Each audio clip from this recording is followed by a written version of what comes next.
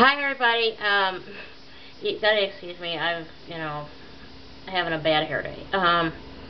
But anyway, I just have some thoughts, some real quick thoughts on something related to another video that I've shot here. It's a product review. Of course, I don't have the item that I'm going to be talking about in relation to the product review, but no matter. I mean, I'm going to attach this video to that product review. So you can watch it. But anyway, recently, I got to listening to something in my car on CD, and it made me get thinking. And I'm sure you all have had that moment where, it's like you start listening to something, and it's just, random thought pops in your head, and it just itches the inside of your brain out. With you thinking about it, and you just, think about, well, this and this, and this couldn't happen nowadays because of X, Y, and Z, and things aren't like what they were when they made that. What it is I've, like I said, I've had such an experience recently. I was in my car listening to my copy of Walt Disney's World, or Disneyland's version of the ride, The Haunted Mansion, back with, like Ron Howard and some of those other people back from 1969. Well, I was in my car, and like I said, I was listening to that, and I'm like, it's like I started listening, to it, and it's like, it talks at the beginning about how Mike and Karen are walking home from a date, and I'm like thinking, okay, at this day and age, you wouldn't be walking home, and I was listening, I always listened to this, album when I was, a kid growing up in like the late 1970s, late 1980s, or early 1980s, because we had it on an old LP at my house, and my parents would play that record for me all the time, just because I was just fascinated with it, especially at Halloween, and it's, like I said, I was sitting there listening to it, and I was thinking, if they were to make something like that today in 2011 terms, they they would have to do some really seriously different stuff with, the actual story, because for, a couple different reasons, if nothing else. For example, one thing that would have kept that story from being possible now, and was possible back then, was cell phones.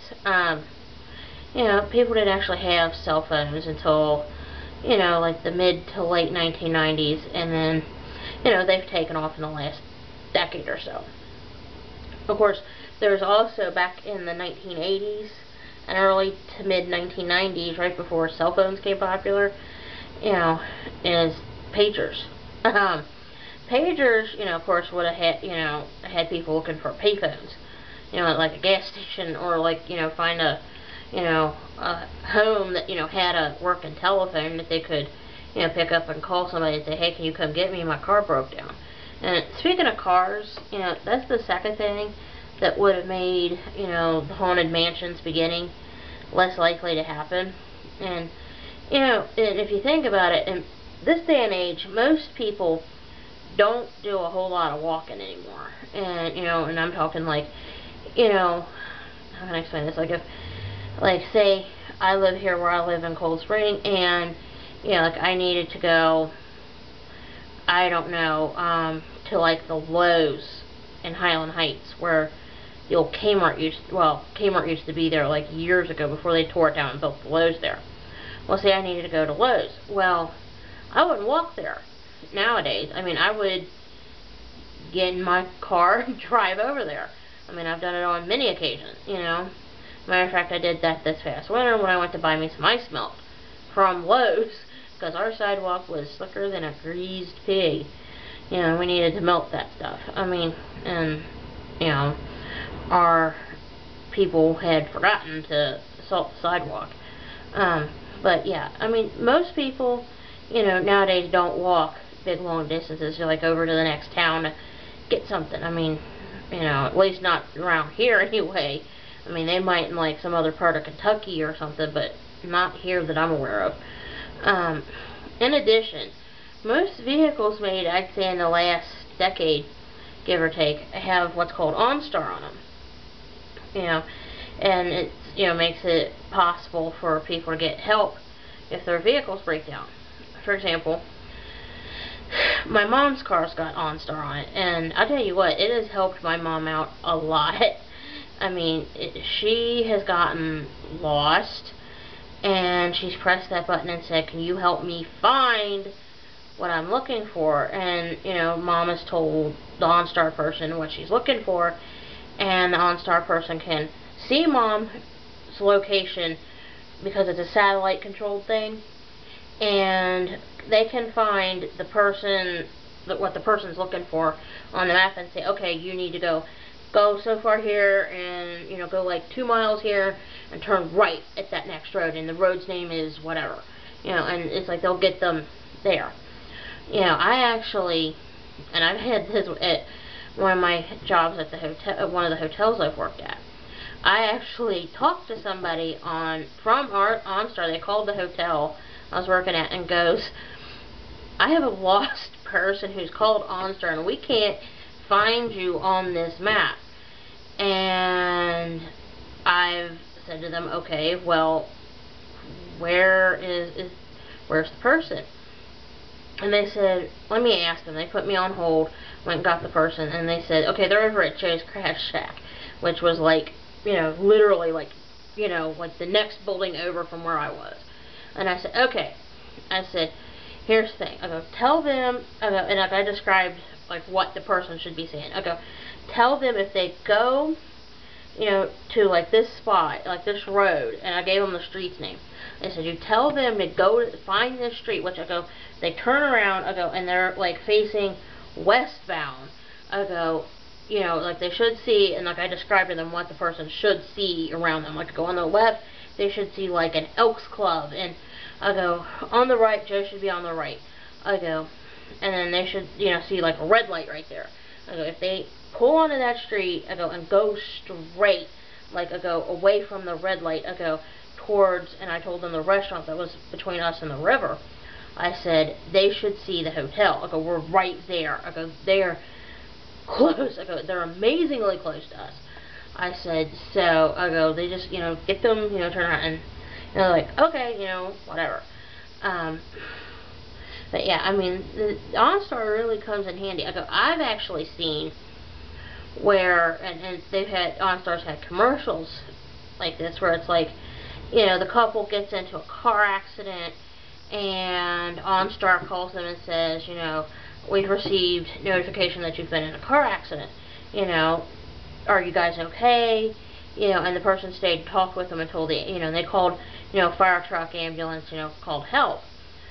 Well, I know OnStar can do it, and not that I'm doing a plug for OnStar, but I'm just saying, it's OnStar is worth what you pay for it. I think my mom pays like a very nominal amount for it. I think it's like, she said like $20 or $30 a month for what she gets. I mean, and it's just, I'm saying, hey, if it helps, it's worth the that's $20 well spent, But like I said, I'm not doing a plug for OnStar on here, but seriously, I mean, it does. If you can get a vehicle that's got OnStar on it, I say keep it up, because Mom even had a satellite phone on there, and I tell you what, Mom was with us in the part of Virginia where Mom's family's from, and down there is no cell phone signal to be had by anybody. I mean, you can have like a 4G, a 12G, and you can have the best phone that's out there right this minute, and you ain't getting a signal. Sorry. But Mom was able to get a signal. She got a hold of OnStar, and this is how awesome OnStar is. They helped Mom find a pharmacy that was over here in Kentucky, in Middlesboro, because somebody that was with Mom had gotten sick, and they needed to find like some kind of medicine or something. And I remember this happened a few years back. I was with her, and Mom got and OnStar connected Mom to the pharmacy, and mom's like, you know, hey, I need this, this, this, and this. You know, do you have that? And they're like, yeah, you know, and mom told them what was going on and say, look, you know, I'm about 2 hours away, you know, when you all close. And, you know, they're like, you know, okay, well, we'll, you know, hold it for you and whatever. I mean, and they're totally cool about it. I mean, this is, you know, why I think OnStar is a good thing if you can get it on your phone. Not, or car, I'm sorry, car, but, you know, not all cars, like including my car, does not have OnStar on it. So that's kind of the reason why you need a cell phone, you know, which, you know, like, my car hasn't broken down recently. It's been behaving, thank goodness. But, you know, of course, nowadays, you know, Mike and Karen, those characters, Mike and Karen, wouldn't be walking down the street unless, of course, they didn't have any kind of signal on their cell phone, or like myself, you know, they don't have OnStar in their vehicle, but like their vehicle broke down upside the road and the couple needs to find a place like a gas station or somebody's house who's willing to help them, you know, get to a payphone and call like mom, dad, say, hey, can you come get me, you know, or if they're like at Mammoth Cave National Park where nobody gets signal, you know, basically, you know, they have to find somebody that'll be willing to help them with their car trouble. The only other reasons that I can think of that the couple would be out walking on a night like that is because, like, one of the kids' parents forgot to come get them from wherever they were, or the parent or parents got sick on waiting on the kids, because I've known parents to be malicious enough to just ditch the kids because, you know, the kids were lollygagging around, as my father would say, on, you know, leaving or something, you know, or, you know, something happened where there was like an emergency came up and mom and dad had to leave to go take care of, you know, whatever situation, you know, I mean, that can happen, you know, not being malicious or what have you, but, you know, sometimes accidents happen, you know, I mean, like, for example, this happened a couple 100 years ago. Elizabeth Cady Stanton's son,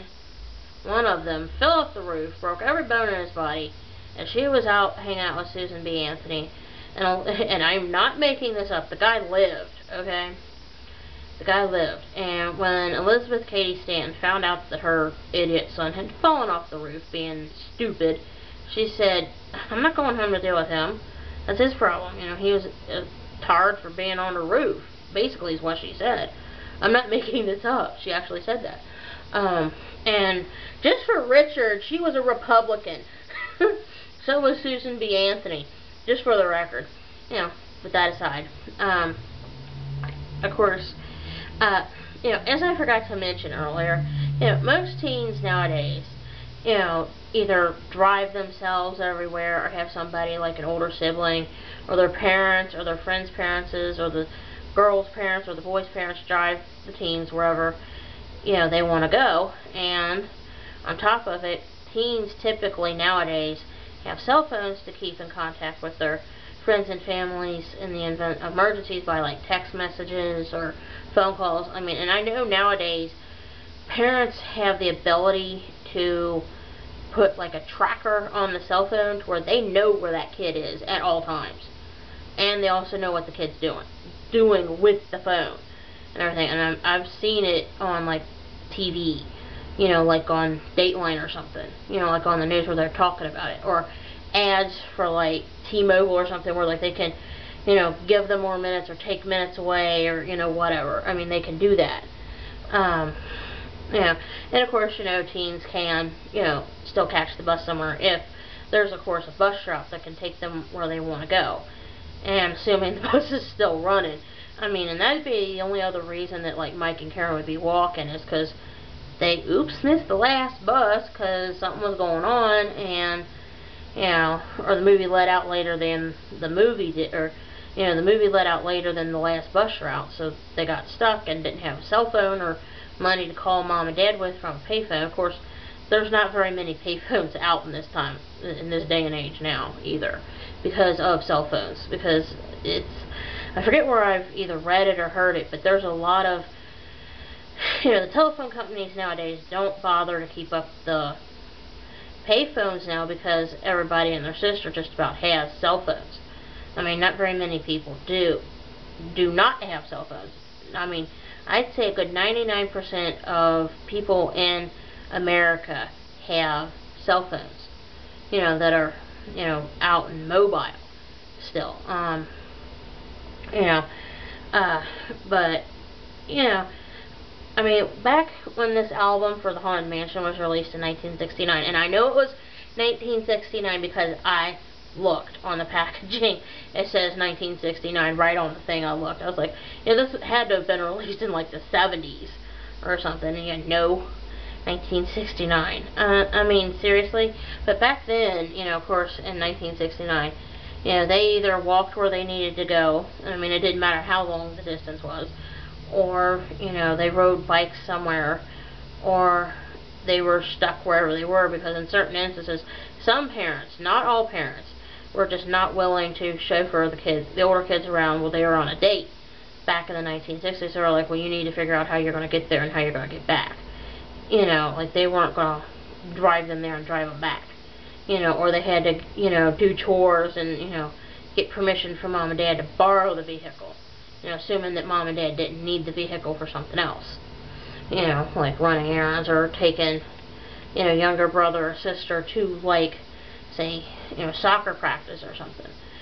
Of course, when I was a kid back in the late 1970s and early 1980s, you know, it never occurred to me that it would be any different from, you know, what is described in the Haunted Mansion until about the mid to late 1980s when I started becoming a teenager.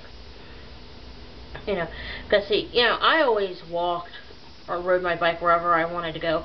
And speaking of that Lowe's that I mentioned earlier, that's over here in Highland Heights, and you know, I mentioned the fact that back in the day there used to be a Kmart there and like a whole little strip mall.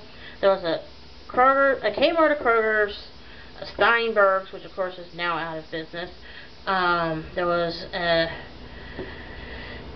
gym there, and then I can remember pretty much all what was there. There was a Fashion Bug there, there was a Hallmark there, there was a Walgreens there, and that's all that was there. It was like kind of shaped in a letter L.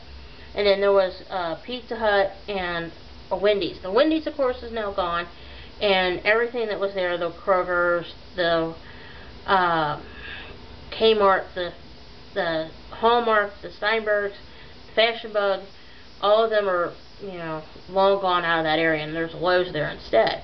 Well, I would actually ride my bike from where I grew up in Fort Thomas to where that Lowe's is now. And that would take me, I'd say a good, maybe half hour, 45 minutes to get from where I lived in Fort Thomas to there. I mean, I was a pretty healthy little kid. You know, my parents didn't care. They let me do that by myself, thank you. But yeah, I mean, seriously, I mean, this all goes into what, you know, I'm talking about here with the Haunted Mansion. You know, back then that was not a big deal. You know, people did that all the time and, you know, didn't think, you know, very much of it. I mean, the only time my parents would drive me somewhere is if they needed me to come with them somewhere to, like, visit, say, my grandmother, who lived, well, my mom's mom and dad, my maternal grandparents. They lived far enough away to where, and I've only done it once in my life, I've actually rode my bike with my parents on bikes themselves from where I lived in Fort Thomas to where my grandparents lived in Wilder, which is like 3 towns over. It took us 3 hours, like 2 or 3 hours to get there, and then Grandma and Grandpa weren't home, and we were tired. We're just like, you know. But yeah, I mean, seriously, you know, I mean, unless there was a reason for me to be in the car, I wasn't in the car. You know, seriously, when I was a kid.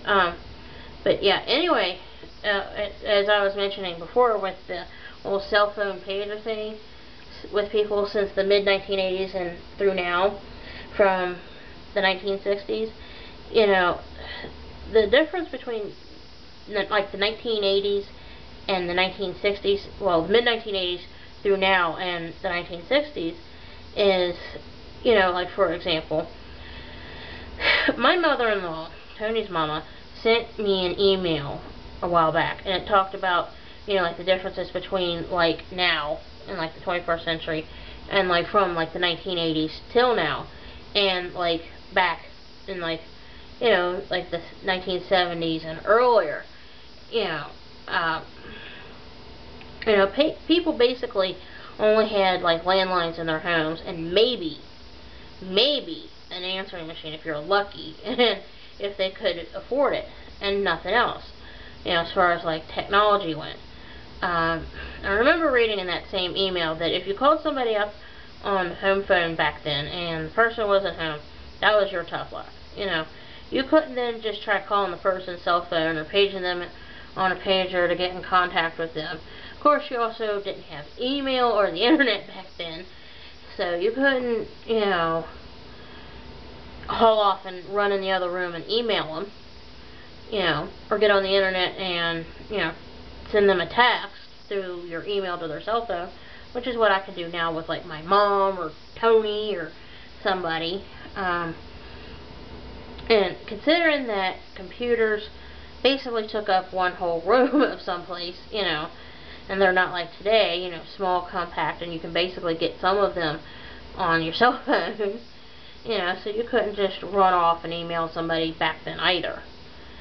You know, and this is what I'm getting at. You know, I found myself with the Haunted Mansion CD thinking through an adult mind living in the 21st century and thinking, you know, this whole beginning of this album is so dated. You can tell this album was made way back before cell phones, pagers, small and fast computers, the internet, email, Facebook, YouTube, Skype, MySpace, and people basically having unlimited access to each other 24/7 via all this new wonderful technology that's out there now. You know, seriously, if you think about it. And of course, you know, when I mentioned this, you know, whole thought to Tony that had been itching my brain for like, you know, a few days, Tony looked at me and said, "What brought this on? You know, why are you all of a sudden, you know, naming this to me, you know?" And I told him, I said, you know, it's everything that I mentioned before. Is like, I was listening to it, and it's like the thought crossed my mind, you know, in this day and age, you wouldn't do that kind of stuff. They'd have to change it. You know, they'd have to, you know, just be like, well, you know, like this happened, like their car broke down on the side of the road, and, you know, neither one of them had a cell phone, because mom and dad had taken it away from them because they were bad or something, or they had, you know, they would have to date it back to like the 1960s, 1970s when nobody had that stuff. And, you know, and I just told him, I said, it's just, you know, one of them things like I mentioned before where it itches the inside of your brain, and you know, you get this thought in your head, it just drives you crazy with thinking about it, you know, and you just need to share the thought with somebody, you know, or as many people as you can, you know. And I told Tony that this was what was going on. I'm like, you know, it was making me crazy. It's like, you know, this thought that, you know, like, you know, I just wanted to share it, you know.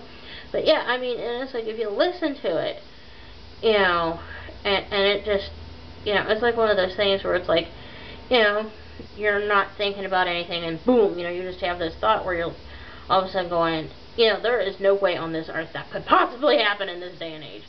And I told him, I said, that's what happened to me at the beginning of me playing the Haunted Mansion on CD out in my car that one day.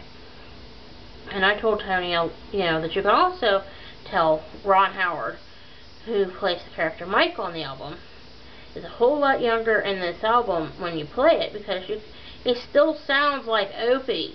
You know, I mean, he sounds like he's maybe a teenager, or, you know, like in his early 20s or something back in 1929. I mean, he does. He sounds young. He still sounds almost like a teenaged Opie. I'm serious. You know, so in closing, you know, I just wanted to share this thought with all of you about the Haunted Mansion CD.